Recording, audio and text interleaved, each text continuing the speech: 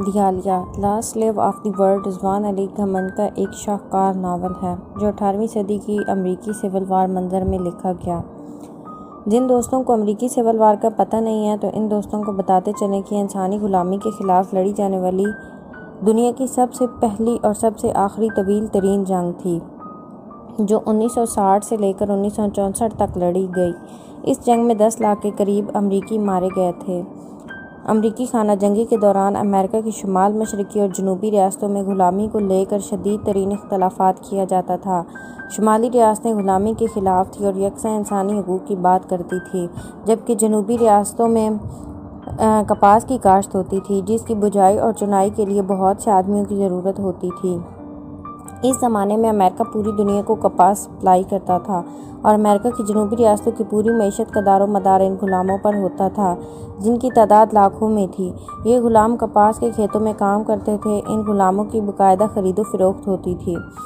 इनके कोई बाकायदा इंसानी हकूक़ नहीं होते थे और गोरे मालकान जानवरों की तरह इनसे काम लेते थे और बूढ़े या ज़ख्मी होने पर मार दिया करते थे। गुलाम का कत्ल एक जानवर को कत्ल करने के मुतरादिफ समझा जाता था और इस पर कोई सज़ा नहीं होती थी। अमेरिका सदर अब्राहम लिंकन इस इंसानी गुलामी के ख़िलाफ़ था और इसे ख़त्म कर देना चाहता था। मैं अपनी ज़िंदगी की आखिरी सांस तक और अपने आखिरी फ़ौजी की आखिरी गोली तक लड़ूंगा। अमेरिका टूटता है तो टूट जाए, परवाह नहीं, गुलामी बर्दाश्त नहीं होगी। खुदा ने मुझे ताकत और इक़्तिदार दिया है तो मैं खुदा की इंसानियत को आज़ाद करवा कर ही दम लूँगा। ये अमरीकी सदर के तारीख़ साज अल्फाज थे जिन्होंने इस दुनिया से ग़ुलामी को हमेशा हमेशा के लिए ख़त्म कर दिया।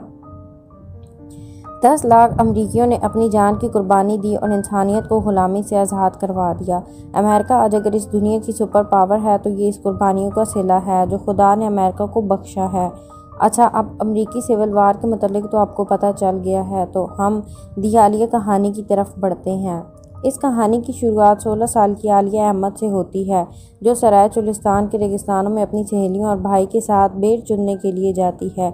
यहाँ इसे हिरन का शिकार करने के लिए आए हुए रियासत भावलपुर के नवाब अहमद ख़ान देख लेते हैं और पहले ही नज़र में पसंद कर लेते हैं।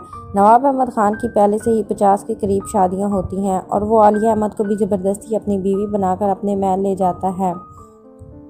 आलिया 6 महीने नवाब के महल में रहती है और नवाब की नई शादी होने के बाद इसके महल सरा में बाकी बीवियों के पास चली जाती है जहां वो शादीशुदा बेवा किसी ज़िंदगी गुजारती है। ये 1850 का ज़माना है जब अंग्रेज़ हिंदुस्तान में अपने कदम जमाते हुए पंजाब तक पहुंच चुके थे। महाराजा रणजीत सिंह की सिख सल्तनत का खात्मा हो चुका था और पंजाब अंग्रेज़ों के पास आ गया था। अंग्रेज़ गवर्नर और इसकी बीवी नवाब ऑफ बहावलपुर की दावत पर बहावलपुर किला में आते हैं जहाँ अंग्रेज़ गवर्नर की बीवी को आलिया अहमद पसंद आ जाती है। वो आलिया को नवाब अहमद ख़ान के चुंगल से छुड़ा लाती है और अपनी बेटी बनाकर लाहौर गवर्नर हाउस ले जाती है। अंग्रेज़ गवर्नर की मुद्दत मुलाज़म ख़त्म होने के बाद वो लोग इंग्लैंड के लिए निकलते हैं तो आलिया अहमद को भी अपने साथ ले जाते हैं। इस ज़माने में सफ़र बैरी जहाज़ों पर होता था और हिंदुस्तान से इंग्लैंड जाने के लिए बैरी जहाज़ को 2 महीने लग जाते थे।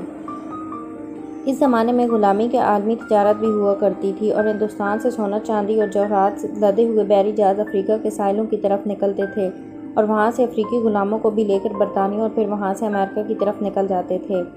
आलिया का बैरी जहाज़ अफ्रीकी मुल्क लाइबेरिया के शहर लागोस की बंदरगाह पर रुकता है तो वहाँ पर स्याह फाम अफ्रीकों का एक बहुत बड़ा लश्कर बैरी जहाज़ पर हमला कर देता है। इस लश्कर की सरबराही एक नौजवान स्याह फाम सरदार आकून करता है। वो अपने अफ्रीकी साथियों को बचाने के लिए जहाज़ पर हमला कर देता है। इस लड़ाई में अंग्रेज़ गवर्नर और इसकी बीवी मारे जाते हैं।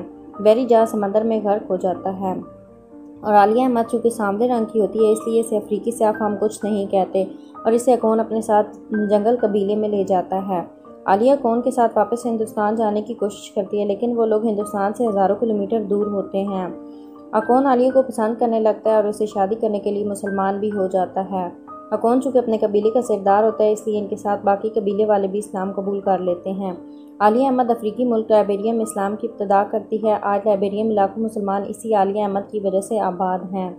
आलिया इन अफ्रीकी कबीले वालों को इस्लामी तालीमात देने के अलावा इनको जदीद तर्ज़ ज़िंदगी के तरीके भी सिखा देती है। इसने कबीले वालों को गंदम, चावल और सब्जियां उगाना सिखाया और वो लोग जंगली जानवरों को पकड़कर पालतू जानवर भी बनाने लग गए थे। आलिया और अकौन की ज़िंदगी बहुत प्यार से गुजर रही थी। दोनों एक दूसरे से शदीद मोहब्बत करते थे।